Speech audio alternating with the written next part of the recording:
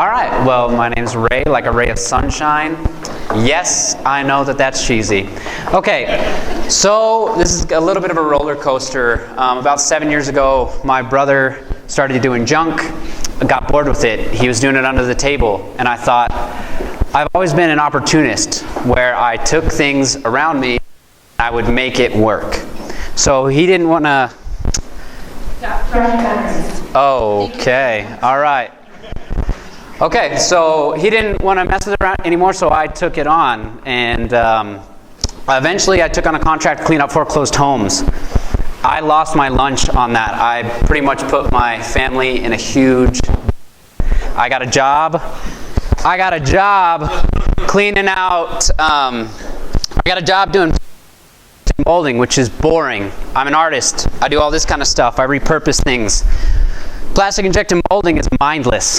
So for a whole year, I sat on a conveyor belt. I was essentially a part of Henry Ford's production line.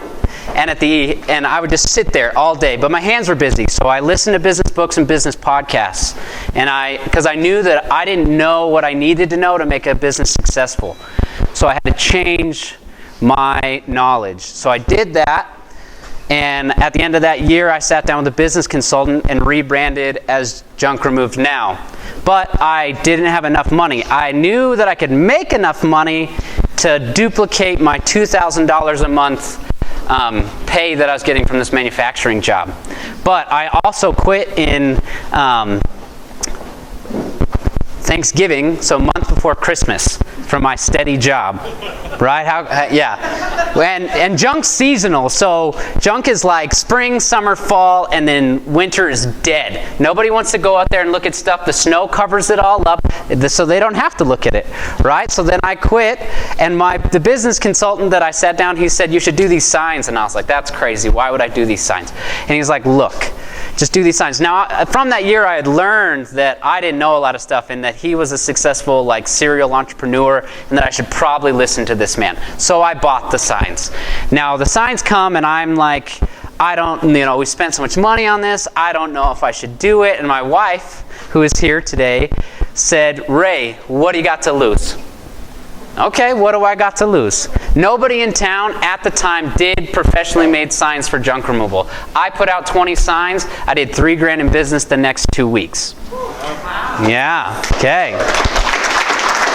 So let's talk about this in the sense that I didn't look like this. I didn't have this logo. I didn't have that nice branded truck out there. I had a 72 Chevy truck and a trailer built in 1955 that I bought at a garage sale for $200 because the people were moving.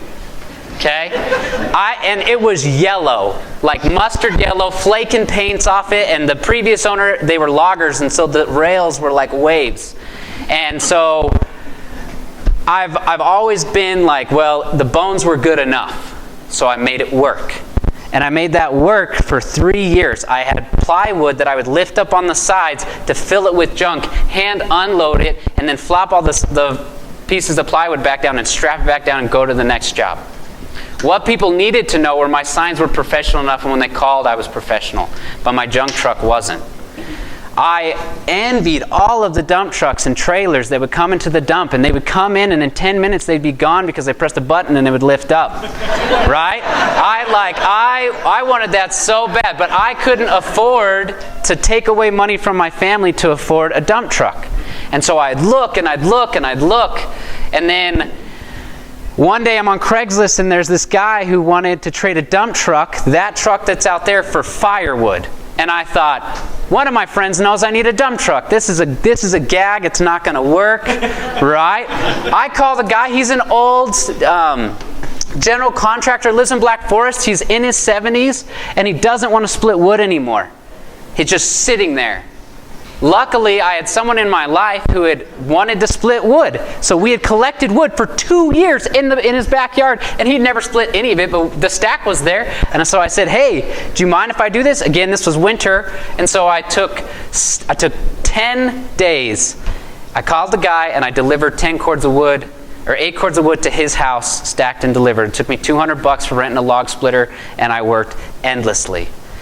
So then this didn't look like this when I got it, right? It had blue sides and a wood deck, and there was a hole in the deck because there was a tire that sat there, and you would step through it if you weren't watching. So I would take those random pieces of plywood and I'd screw it in, and that would last for about a month or two, and then I'd punch my foot through it again. And finally I was like, well, I'm tired of this, but I couldn't afford $125 an hour for a welder, so I took junk that I got from jobs, listed it as a barter, traded that for a welder, taught myself through YouTube, and welded that truck.